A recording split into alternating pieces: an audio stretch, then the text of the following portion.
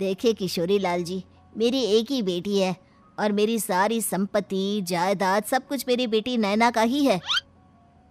पापा, नाम से लगता है बहुत खूबसूरत होगी। कितना अच्छा नाम है ना, नैना। ओ, वैसे बात तो सही है आपकी। अब इतना पैसा है, ज़मीन जायदाद है, इकलौती बेटी, आप भी क्या करेंगे? सब कुछ उसे ही देंगे ना। बिल्कुल ठीक पहचाना आपने।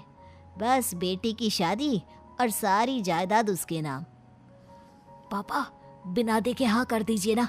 इतना अच्छा रिश्ता फिर कहाँ मिलेगा? माला माल हो जाएंगे हम। मैं अपनी बेटी को बुलाता हूँ। अरे नहीं नहीं नहीं नहीं, आपकी बेटी का नाम नैना है, सुनकर ही लगता है बहुत सुंदर होगी। रहने दीजिए अंकल, मैं तो आपकी बेटी के नाम से ही इतना खुश हो गया हूँ कि उसे बिना देखे शादी करने को तैयार हूँ। अब तो मैं उसका चेहरा सीधे शादी के बाद ही देखूंगा। और इस तरह राघव नैना का चेहरा नहीं देखता और उससे शादी कर लेता है। शादी के बाद अपनी सुहाग रात पर जब राघव नैना का घूंघट उठाकर देखता है तो नैना की आंखें बंद थी। कितनी खूबसूरत हो तुम नैना, जरा अपनी आंखें खोलकर मेरी तरफ देखो तो सही। नहीं, मुझे शर्म आती है।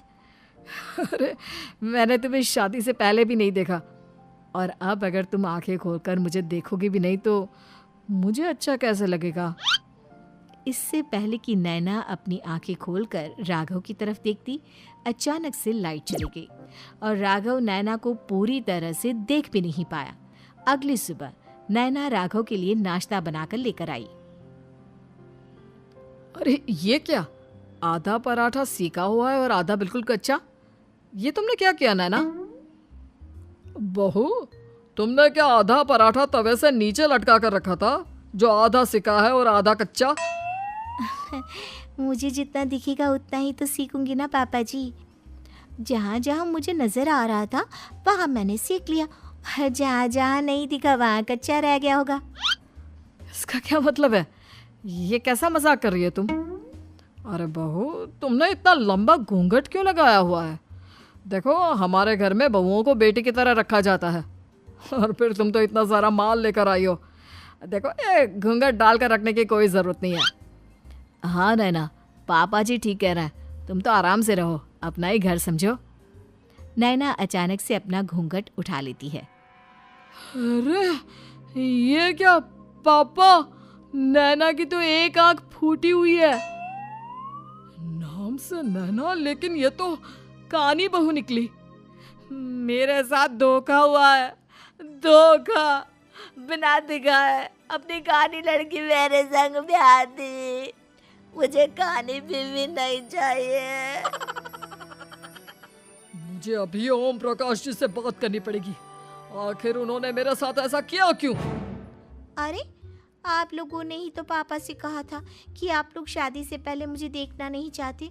अब मेरे पापा पर क्यों इल्जाम लगा रहे हैं? अरे लेकिन उन्हें बताना तो चाहिए था ना कि तुम कानी हो, एक आंख से तुम्हें दिखाई नहीं देता। किशोरी लाल और राघव नाराज होकर ओम प्रकाश को अपने घर बुलाते हैं। पापा जी, ये आपने क्या किया? शादी से पहले बताया क्यों नहीं कि नैना की आंखों में परेशानी है? अरे आप ही ने तो लड़की देखने से मना कर दिया था। अरे लेकिन आप बता तो सकते थे। आपको तो हमारी बेटी की प्रॉपर्टी चाहिए थी, वो भी पूरी की पूरी। अब क्या हुआ अगर उसे आधा दिखाई देता है? प्रॉपर्टी तो आपको पूरी मिल गई ना। अरे ये क्या बात हुई? मेरी शादी प्रॉपर्टी से नहीं, आपकी बेटी से हुई है। अब ये तो पहले सोचना चाहिए था, तब तो मेरी प्रॉपर्टी देखकर तुम्हारी जुबान लप लपा रही थी। लेकिन मैं कानी लड़की को अपनी बीवी बनाकर नहीं रख सकता। पापा, कुछ करिए ना आप। हाँ, करता हूँ। देखिए ओम प्रकाश जी, आप हमारे साथ ऐसा नहीं कर सकते। और तुम देखो, अगर तुमने मेरी बेटी से शादी तोड़ी ना, तो जो भी प्रॉपर्टी मैंने तुम्हें दी है वो तो पूरी की पूरी वापस ले ही लूंगा, और आधी प्रॉपर्टी तुम्हारी भी लूंगा। अरे मेरी आधी प्रॉपर्टी भला क्यों लेंगे आप? इसलिए क्योंकि मेरी बेटी को आधा नजर आता है और उसकी नजर अभी तक तुम्हारी आधी जायदाद पर ही पड़ी है। अब तुम उसे घर से निकालोगे तो कुछ तो लेकर जाएगी ना। और अगर हम आपकी बेटी को अपने घर की बहू बना कर रखे तो? तो तुम्हारी पूरी प्रॉपर्टी तुम्हारी ही रहेगी, और जो मैंने तुम्हें दिया है ना, उसमें से बस मैं आधा लेकर जाऊंगा। अरे लेकिन अब आप अपनी दी हुई प्रॉपर्टी में से आधी वापस क्यों लेकर जाएंगे? अगर मैं आपकी बेटी को अपनी पत्नी बनाकर रखने को तैयार हूं तो? इसलिए ताकि भविष्य में अगर तुम मेरी बेटी को धोखा दो तो उसके पास कुछ तो रहे जो पति का हो।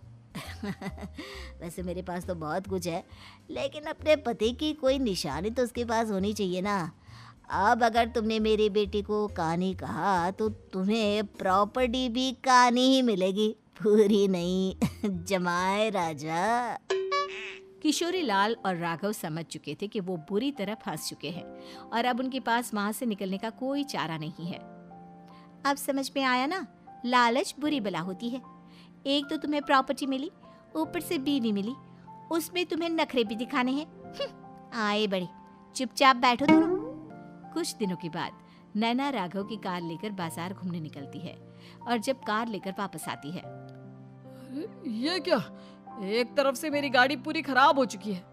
लगता है तुमने मेरी गाड़ी को किसी दूसरी गाड़ी के साथ एक्सीडेंट किया है। अरे अरे, कितना बड़ा नुकसान कर दिया तुमने बहू। वो क्या है ना पापा जी, मुझे एक आंख से दिखाई नहीं दे रहा था, सामने से गाड़ी आ रही थी। मुझे तो सिर्फ आधा ही दिखाई दिया और वो गाड़ी मेरी कार से रगड़ते हुए निकल गई। अब मैं क्या करूं बताओ? आप इसे ठीक कराने के पैसे कौन देगा? तुम्हारे पापा? तुमने मुझसे इस तरह से बात की? अभी रुको। नैना राघव की शिकायत ओम प्रकाश को कर देती है।